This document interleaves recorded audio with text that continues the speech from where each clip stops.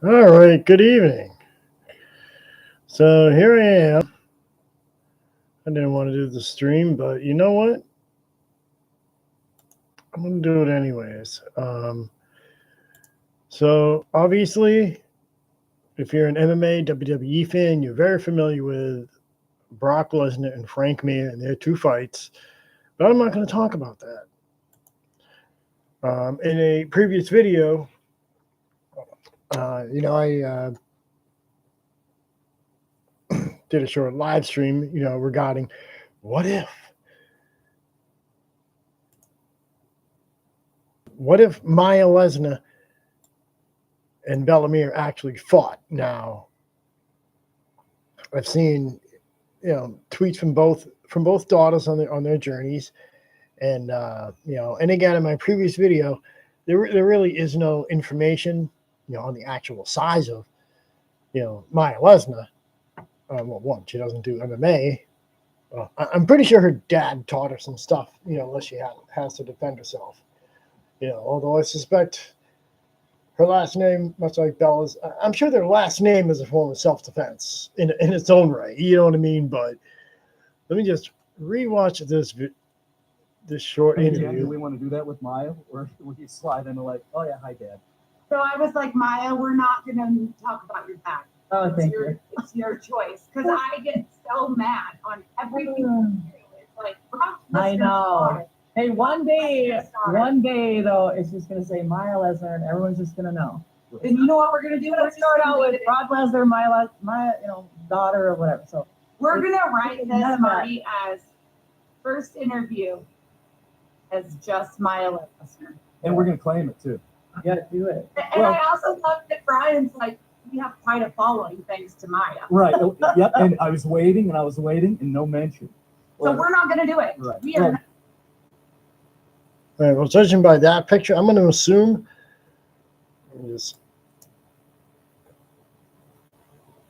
second place winner, they're big girls, I mean, not big like, obese or they just have that genetic structure, and they probably get it, from their dads, the second place winner. I don't know why they didn't show a third place, but, that's a shot put, and that's a strength event. So it's pretty clear that, both Maya and, the second place winner, they're very powerful individuals, physical. So we're not going to do it. Right. We are not. So you're not. And judging by this picture, I'm going to assume this guy is about average height for a man. Then there's Maya. I appreciate that. I could be wrong. No, don't tell them they're sorry. No, sorry. I want a T-shirt with your face on it, not your dad's face. Right. We can make that work. Well, in perspective, I had told Jen, honestly, and I cover football, been doing that for a couple of decades. I honestly, when you started blowing up, I didn't know who that was. I knew who Maya Lesnar was. I had to look. But Art can tell the story of how, really quickly, of how I even got to be here. Okay, tell it. Go ahead. Yeah, I got a phone call and a message from Brock, and I didn't know who that was.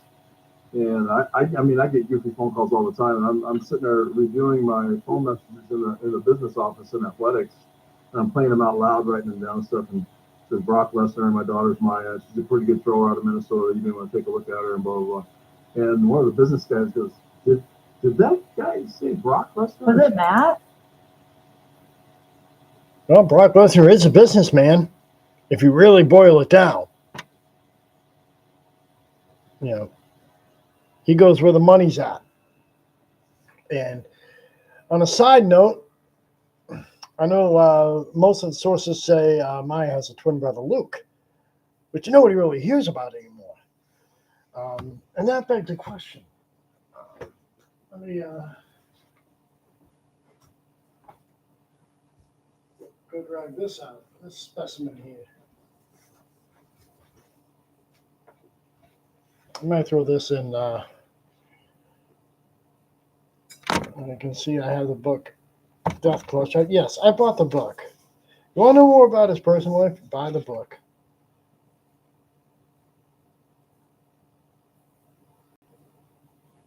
And let me see towards, the end. Acknowledgements. His wife, Rena, and children.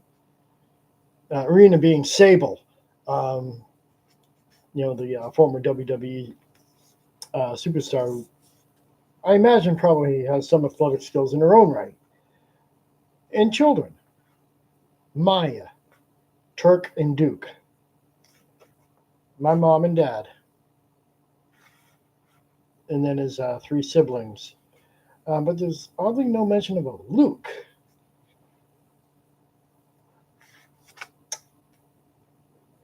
So that, does kind of beg the question.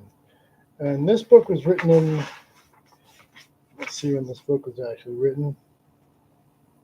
Copyright 2011. Maya was born in 2002.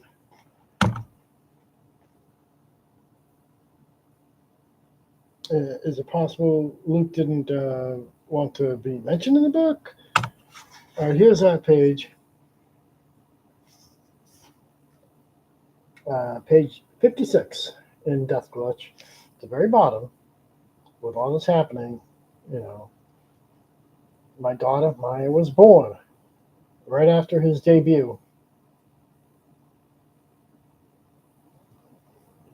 Became a father on April 10th, 2002. He will always be Mylon Lesnar's father first and foremost. And all insert rare corniness from men who could probably kick most of our asses. All right. Now, back.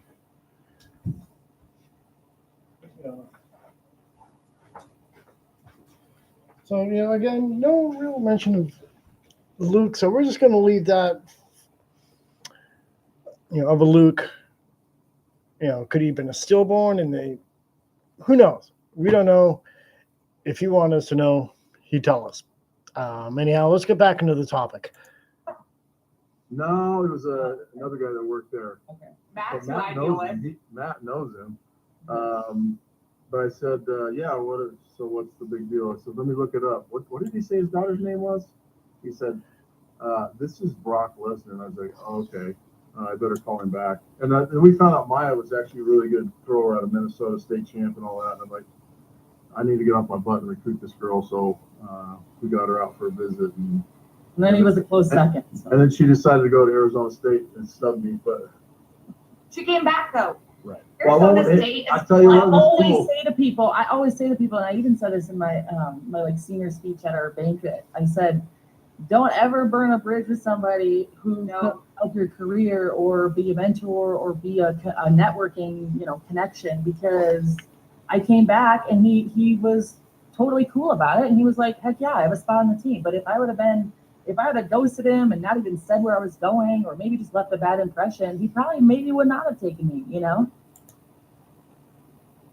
Let's check out a different one. This one.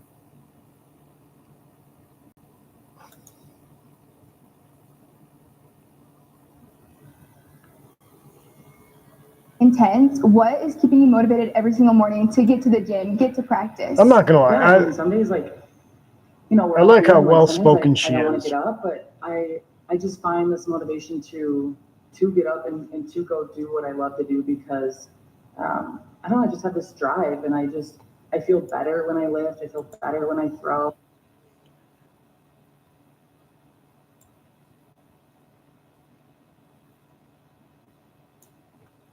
And yes, she has a boyfriend. Let's watch this short. Yep, and another corniness. So even somebody who could...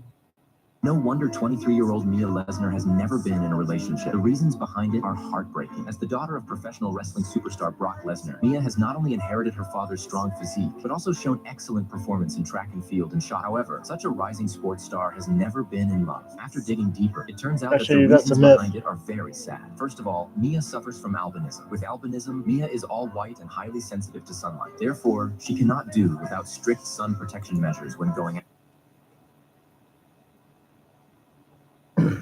All right.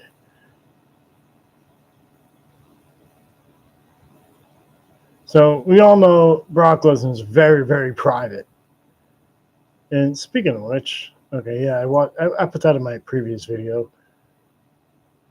Well, actually, Maya Lesnar does have a boyfriend.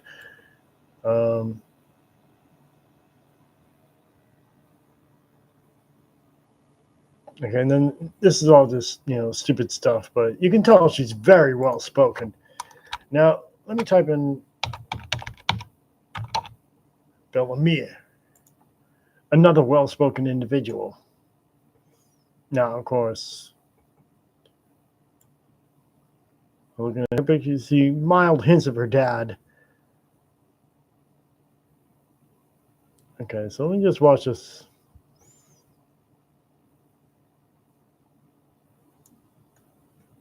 A few of these in it. Let me just watch this one. This one's a post-match interview. Ladies and gentlemen, referee Vitor Shaolin calls a stop to the match in round number 2, declaring the winner by submission, Bellamir. Now remember, Bellamir also has 2 years left to compete in college wrestling. Let's go for the post-fight interview. Thanks so much, John. Bellamir, what an incredible performance. Very wrestler of you to stay at that front headlock, apply that top pressure, and ultimately get that beautiful finish. Walk me through the opportunities that you saw throughout this match. Yeah, my dad and Coach McGregor, we talked before the match not to rush into any shots, take our time. We got 3 rounds in 15 minutes, so the submission is going to find itself, and be patient and got the darts in the second.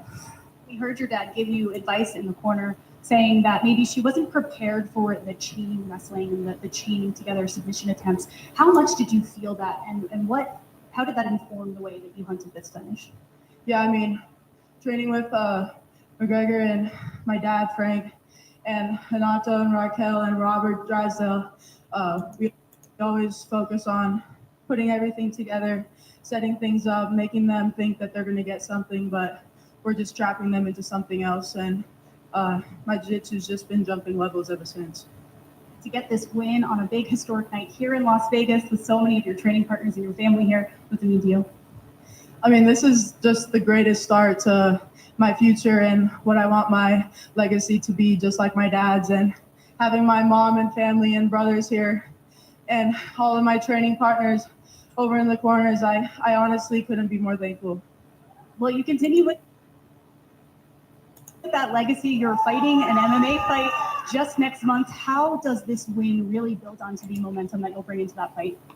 I always channel, but that's a different from person. Wrestling to jiu-jitsu to MMA and back to wrestling. I feel like I never lose my momentum, so I'm always trying to keep.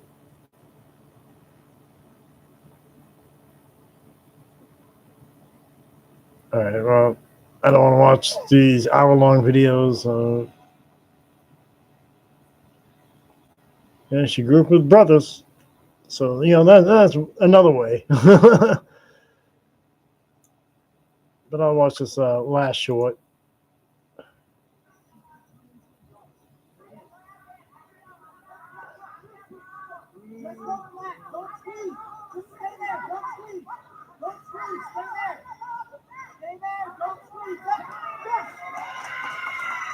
Yep, the same winning celebration.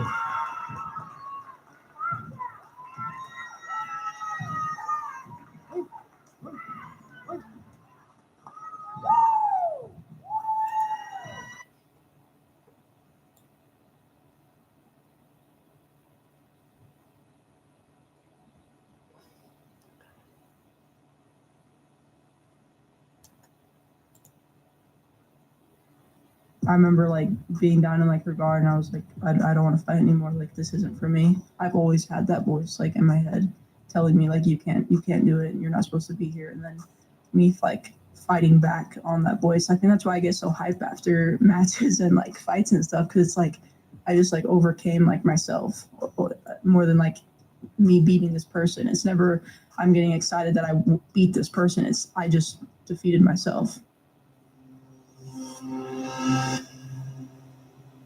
What's up, everybody? We're back with another HJR podcast with probably the most dangerous father-daughter duo on the planet. Bella and Frank Mir. Some sources might say otherwise, but I'm not gonna lie. I mean, I think, obviously, like I said before, both daughters are very, very well spoken and very humble, and I think give it time, and they're both going to supersede their dads when it comes to being famous. And this is just one of my cornier live streams. I'll talk to you.